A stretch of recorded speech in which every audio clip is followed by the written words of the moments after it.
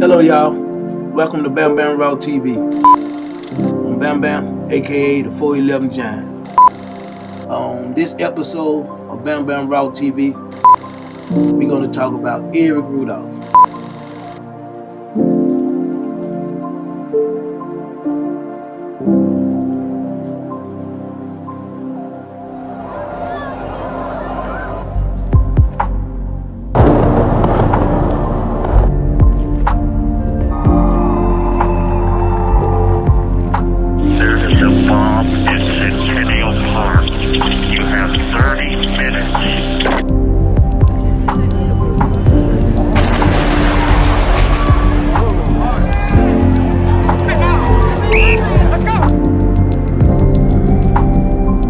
On July 27, 1996, Eric Rudolph planted the largest pipe bomb that the FBI had ever seen.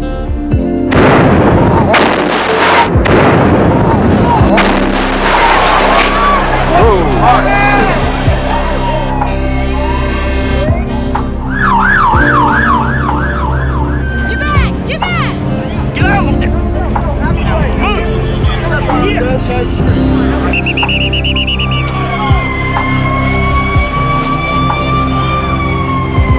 Rudolph is wanted only for questioning as a witness.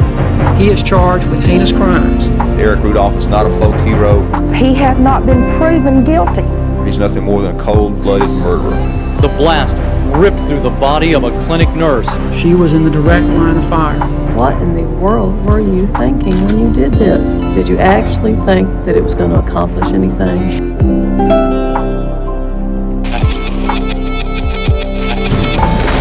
We have had word now of an explosion. A bombing at Atlanta's Summer Olympics. Total chaos, mess, pandemonium going on down here. Led to a massive law enforcement investigation. We will consider it an act of terrorism.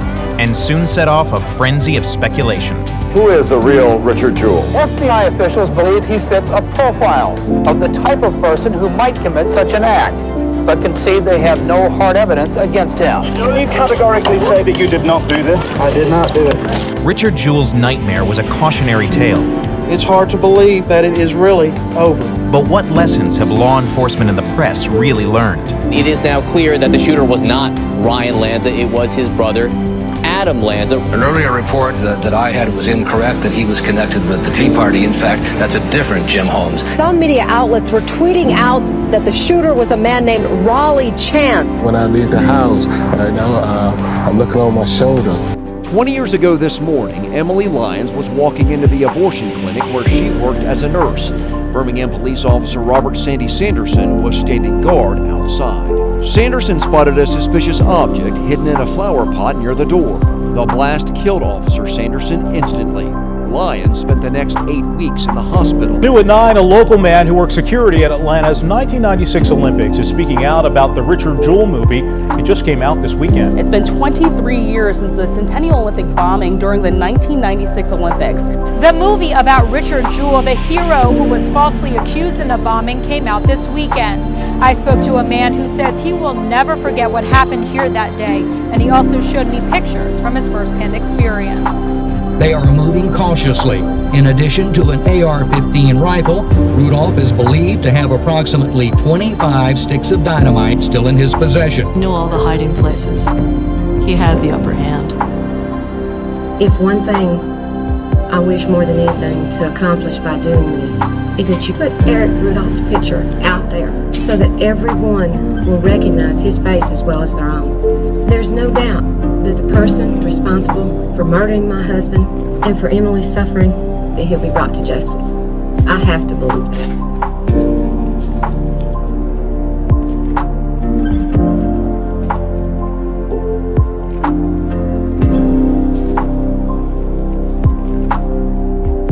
In the vicinity of about 10 minutes ago, there was a loud, very concussive explosion that occurred right in the vicinity of the AT&T Global Village. And as far as we know now from eyewitness accounts, we've got some injuries. I was told a policeman was hit with shrapnel, and a number of other people in the area here have been hit and are hurt.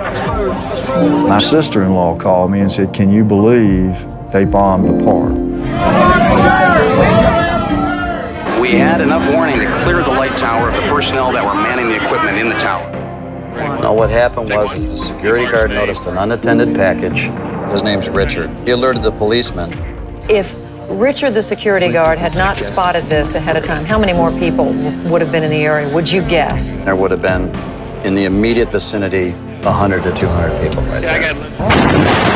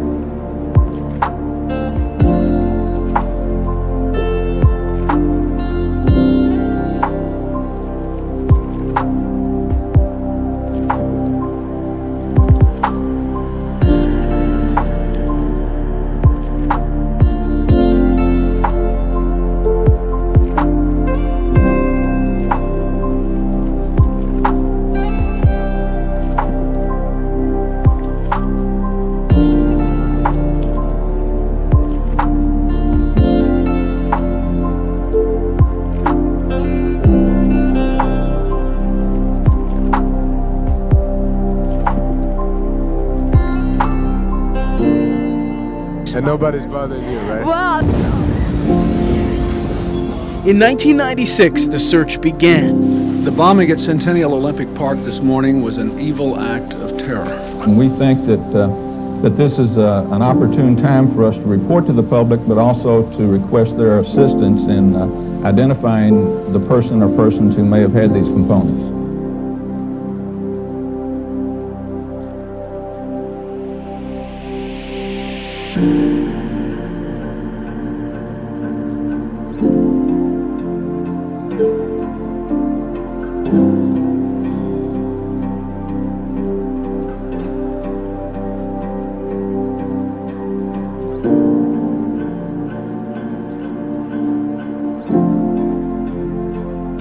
Federal authorities today officially charged Eric Rudolph with the bombing that killed one person and injured many more at the 1996 Summer Olympics in Atlanta. At 6, he was the center of the country's most expensive manhunts. 25 years ago, Eric Rudolph detonated a bomb full of nails at the 1996 Olympics in Atlanta. And that was just the beginning of a series of bombings, and the investigation ultimately led back here to North Carolina. Rudolph was eventually caught in Murphy, North Carolina, where he admitted to bombing the Olympics, killing one, and then going on to bomb a gay nightclub and an abortion clinic in Atlanta. He'd eventually bombed a Birmingham, Alabama abortion clinic in 1998. That blast killed a police officer.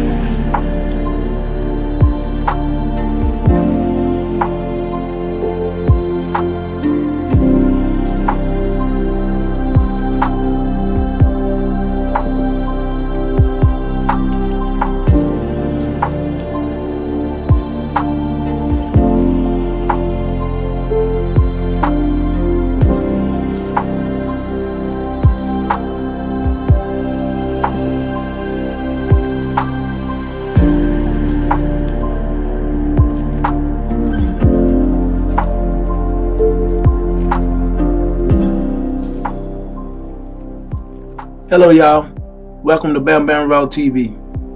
I'm Bamm, aka the 411 Giant. And hit that like button, hit that subscribe button, hit that bell icon so you can know when my next video come out. On this episode of Bamm Bamm Raw TV, we're going to talk about Eric Rudolph. Eric Rudolph was convicted for being the Olympic Park bomber. Eric Rudolph, the Olympic Park bomber, and some of his reasons that he said was against anti-abortion and homosexuals and stuff like this here. So he took him on a manhunt for a while. I mean, they finally caught him with something wrong with the tags on his truck camper, and they caught him on the fluke driving down the road without the proper tags and stuff on his truck, and they pulled him over. They had been looking for him down there, and I think that was North Carolina. They were looking for him. They had been looking for him in them woods or somewhere. He's a mountain man, so he can live up in there. He got that, and he got military training. He's like a military mountain man. The guy is, he seems slow-witted, but he's pretty sharp. He done been through some stuff. He know how to put some stuff together. He done been through it, but he seemed, if you talk to him, how slow and meticulous he talked, he seemed dim-witted. A 5-year manhunt. The North Carolina mountains, ground zero for the largest, most expensive fugitive search in United States history. For 2 years, we have worked ceaselessly to solve these heinous crimes. One man versus the power of the United States government. Multiple bombings in 2 states. 3 dead and more than 100 hurt. It all started and ended in a small Carolina town at the hands of one of the most dangerous men to ever walk the streets of Murphy, North Carolina. A part of western North Carolina was literally a hidden minefield. And indeed, had we not entered these plea agreements, Eric Rudolph might have ended up killing more people after he was imprisoned or executed than he ever did when he was free. This is the story of the capture of Eric Robert Rudolph. Eric Rudolph spent nearly 7 years a free man after traveling 2 hours from Murphy, North Carolina to Atlanta to bomb the 1996 Olympics. He spent most of the time after that here on the run.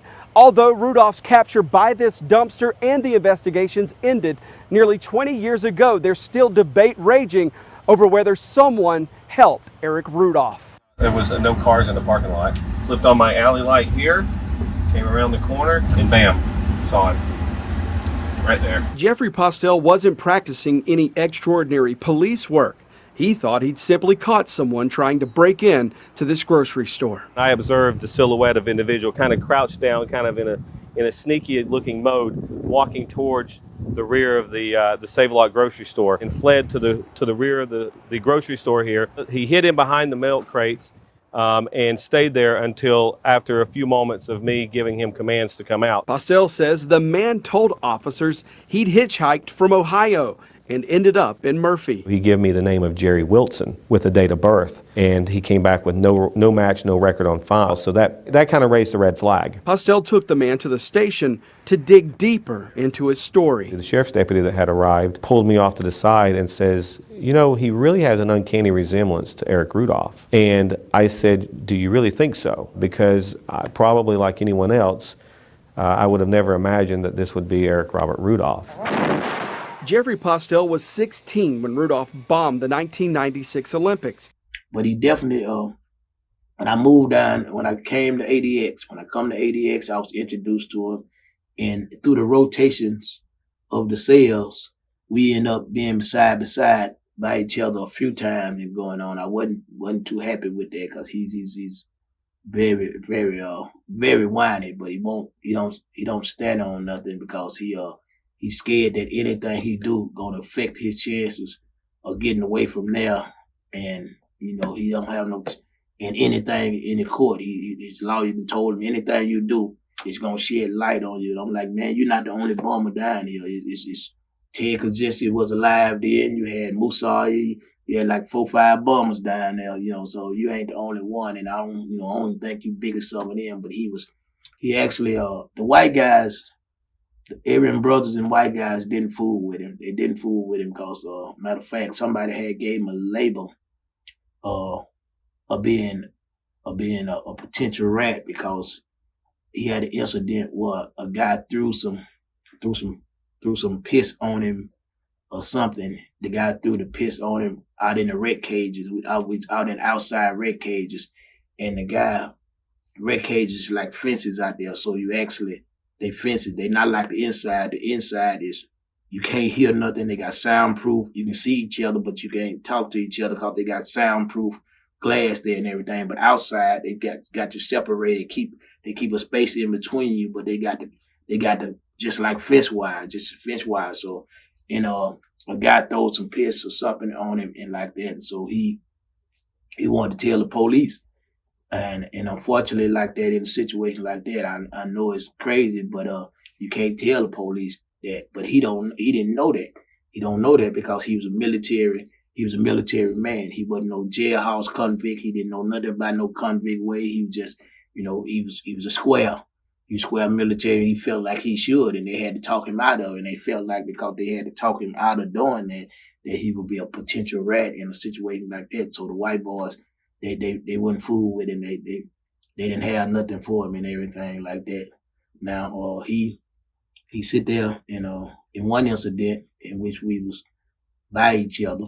I talked to him, I spoke to him, I didn't have no long conversation with him because he get kind of self-righteous, get to talking about different government issues and things and get kind of self-righteous. And he actually a man who still believes, I think he's pretty much pro the police in confrontations, not because he's a rat, but because he used to being on that side, being a military man. He used to be on that side, so he see things that way. Even though he behind that cell, he see things that way. When I met the Rudolph family in 1984, it was a culture shock. Eric's family was very intelligent, but there's a big difference in the way some of the Rudolphs thought and Eric. I think the turning point for Eric in his childhood was when his father died. So then when they wouldn't let him give their dad a drug that wasn't FDA approved, I think Eric blamed the government. I think the entire family blamed the government. His mother, what he describes as a seeker. So she was extremely religious. And that's how they got involved with the Church of Israel. They thought white people were superior to the other races. They would literally tell me that the Bible is the history of the white race. One of the incidents that me and him had was, like I said, I spoke to him, we talked, we used to come out there because we'd be right there and going on. I just didn't get too deep in conversation with him. I don't consider him a friend or whatever going on, but I just respect him as a person and going on. And like I said, I'll pass something for him down the line. If he throw his line going to somebody down there or whatever going on, I throw his line. That's what we do. That's a courtesy thing going on. So he, one of the incidents we had was, he was keeping me up all night because he had, fasciitis, platus fasciitis, something, the foot thing going on. Because he always came out there and did his little exercise routine and everything. So when he didn't come out the wreck a couple of times, me and Skip, we kind of knew something was wrong with him going on. So we and then it got so bad that at night he was up, he'd be crying and going on at night. He stopping the police, telling the police, hey man, I need medical attention and going on, and they were just ignoring him. Man, well, you should have thought about that before you came to jail, all this little slick stuff, because they knew he really wasn't going to do nothing. And it kept going on, and I got tired of hearing it. Every night he beating, hollering at certain police that I guess he thought was cool, and they just kept telling him no, and he'd be over there whining and going on. I told him, I said, listen, man, you got to block up that window. Hold your tray or block up that window, make them folks get you some medical attention if you're in that much pain, man. I hear you going on all night and going on, man. I say, if you do that, I'll roll with you. I'll make sure they get somebody down here. Oh no, I ain't gonna. They when they get time, they just gonna have to do it when they get time. I'm gonna talk to my lawyer. I said, man, I said, all right.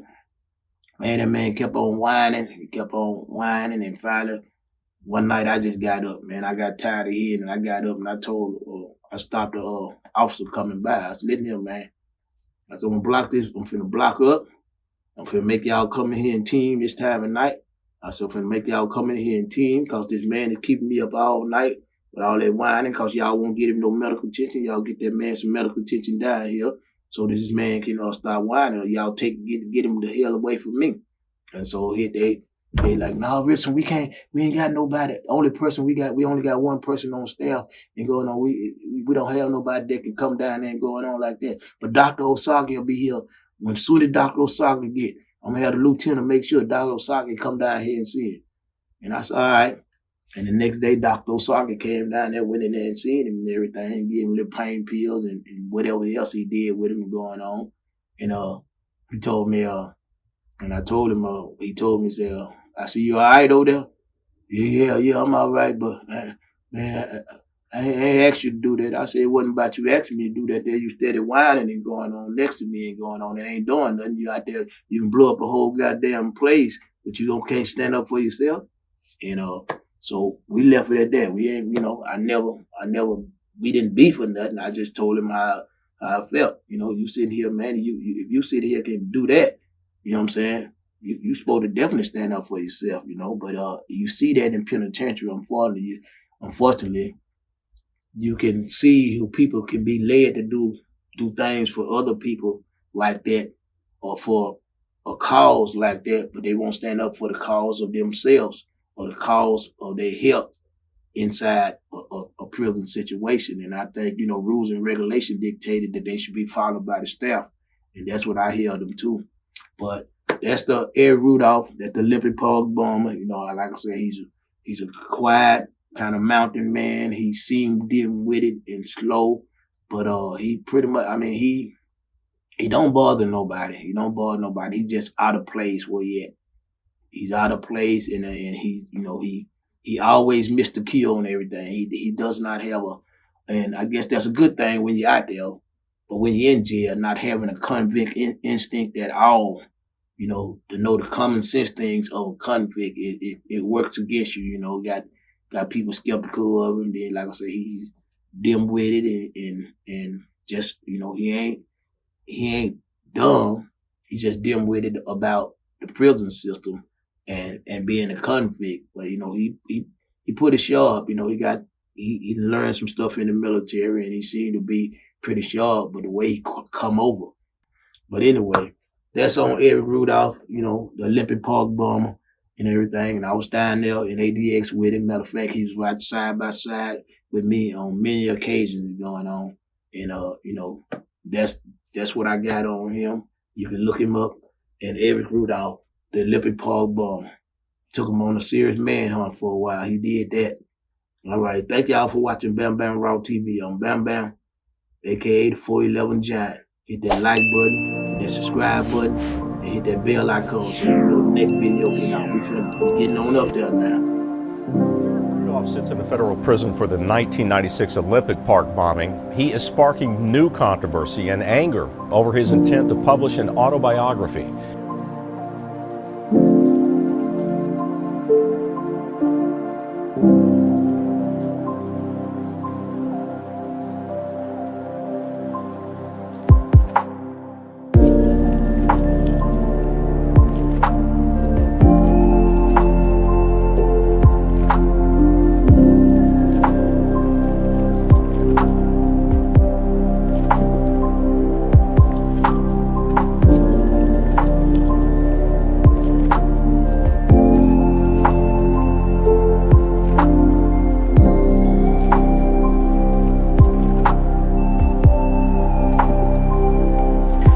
Years ago, pipe bombs exploded inside the Centennial Olympic Park in Atlanta. The blast killed 2 people and brought to a halt the 1996 Olympics. The plotting, the planning, the bombs, all built right here in North Carolina. As Fox 46 chief investigator Jody Barr found out, there was a chance that the Atlanta bomber might have never been identified.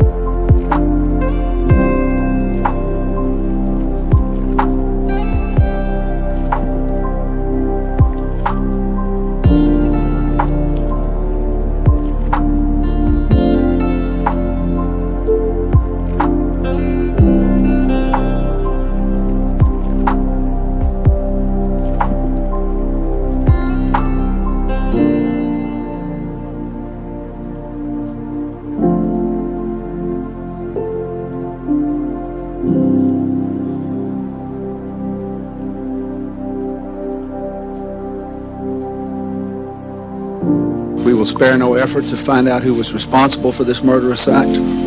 We will track them down. We will bring them to justice. Another abortion clinic, this one in Birmingham, Alabama.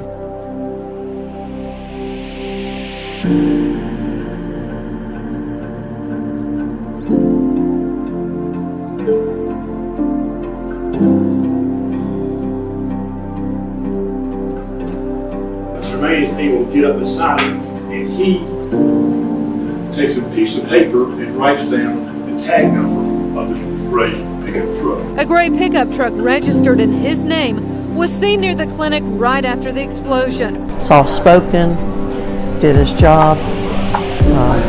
He did not agree with choice, but he knew that people needed to be protected and told me to back up. Obviously, I didn't back up enough.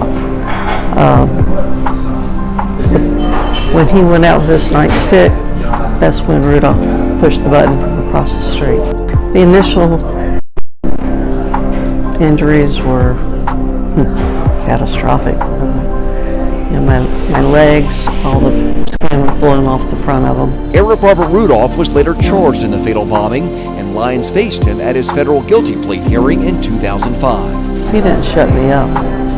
He made me a louder, stronger person, and I just wanted him to see that from me.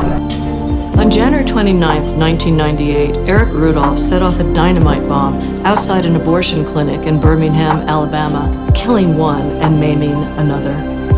Agents say they want to question 31-year-old Eric Rudolph.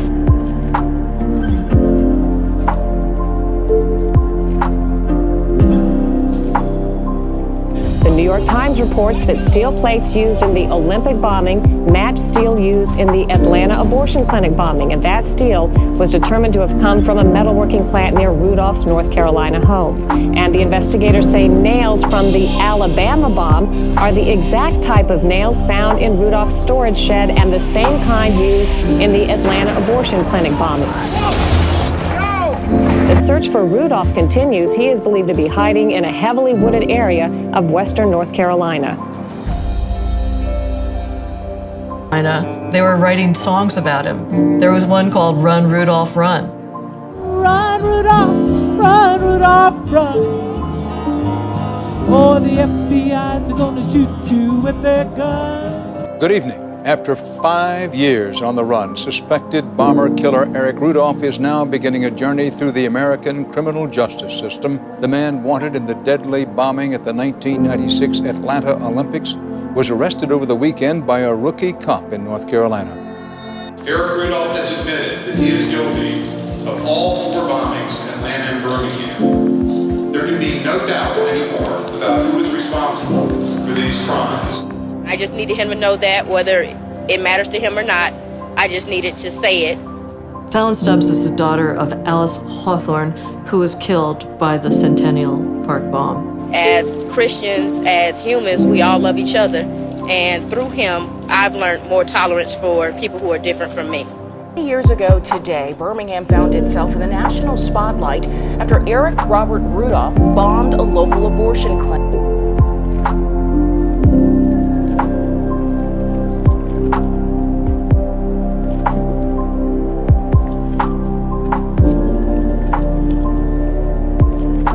I don't think anything that happened to me could make someone better, but it would definitely change anyone.